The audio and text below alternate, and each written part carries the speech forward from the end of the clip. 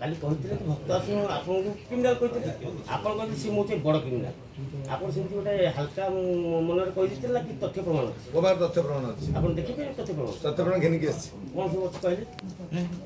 ଭକ୍ତ ଦାସ ଯେତେବେଳେ କହିଥିଲେ କ୍ରିମିନାଲ ବୋଲି କ୍ରିମିନାଲ ଯେଉଁମାନେ ଆଗେ ଜାଣିବା ଦରକାର ଯେଉଁମାନେ କ୍ରିମିନାଲ ଦୋଷୀ ସାବ୍ୟସ୍ତ ନ ହୋଇଥାନ୍ତି କ୍ରିମିନାଲ କହିହେବ ନାହିଁ କେସ୍ ସମସ୍ତ ନାଁ ରୁହେ ଓଡ଼ିଶା ସାରା ଭାରତ ସାରା ସବୁ ଲୋକଙ୍କ ନାଁରେ କେସ୍ ଅଛି ଭକ୍ତ ଦାସ ନାଁରେ ମଧ୍ୟ ଏତିକିଟି କେସ୍ ଅଛି ପୁରା ରଙ୍ଗୀନ ଅଭିଯୋଗ ଲାଞ୍ଚ ମାଗିବା କେସ୍ ଏଇଟା ବହୁତ କେସ୍ ହେଇଛି ଲାଞ୍ଚ ମାଗିବା କେସ୍ ମାଗିଛନ୍ତି ସବୁ କେସ୍ ହେଇଛି ଦେଖନ୍ତୁ ଆପଣଙ୍କୁ କପି ବି ଦେଇଦେଉଛି ଏଇଟା ହେଉଛି କେତେଟା କେସ୍ ଭାଇ ଅଛି ତାଙ୍କ ନାଁରେ ବୋଧେ 6ଟା ପରେ ବୋଧେ କେସ୍ ଅଛି କେତେ ମସିହାରୁ କେତେ ମସିହା ପର୍ଯ୍ୟନ୍ତ କେସ୍ 11 ମସିହାରୁ ଚାଲିଛି 2011 ମସିହାରୁ ବିଭିନ୍ନ ଜିଲ୍ଲାରେ ଅଛି ଖାଲି ଗୋଟେ ଜିଲ୍ଲା ତାହେଲେ ସେ ଆପଣଙ୍କୁ କାହିଁ କହିଲେ ଯେ ଆପଣ କ୍ରିମିନାଲ ଆଗେ ଦେଖଉଛି ତାଙ୍କ ବିଷୟରେ ଏ କେସ୍ ଅଛି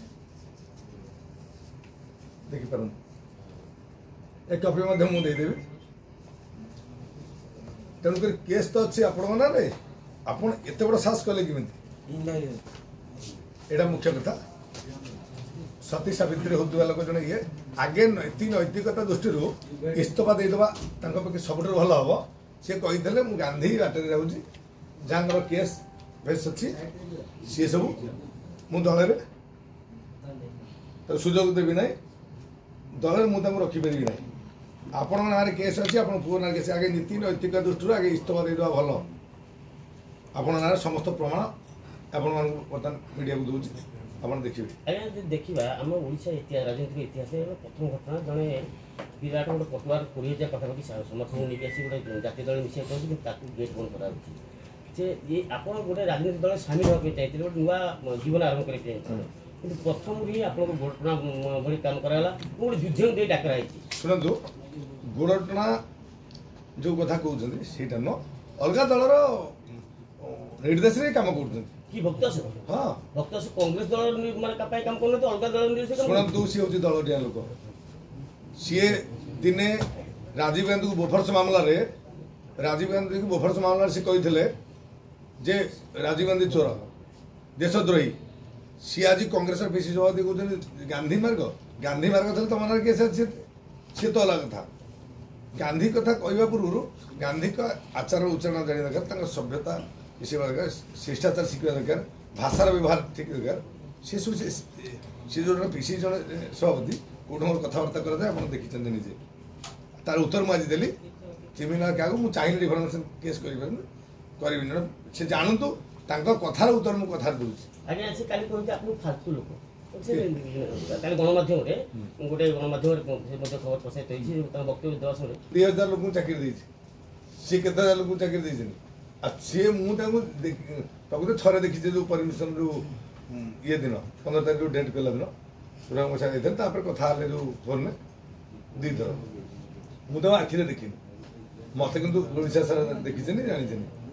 ତାଙ୍କୁ ମୁଁ ଏତେ ମୋତେ କାହିଁ ସେ ଯେଉଁ ଫାଲତୁ ଲୋକ କହିଛନ୍ତି ଫାଲତୁ ଲୋକ କିଏ ଆପଣମାନେ ଦେଖୁଥିବେ ତାଙ୍କର ଆହୁରି ବିସ୍ତୃତ ବିବରଣୀ ଗୋଟେ ଥର ତ ମୁଁ ଦେଇଦେଲେ ହେବନି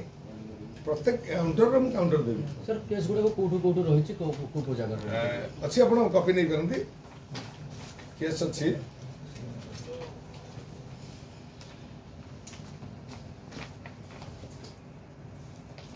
କଳାହାଣ୍ଡିରେ ଅଛି ବଲାଙ୍ଗୀରରେ ଅଛି ନୂଆପଡ଼ାରେ ଅଛି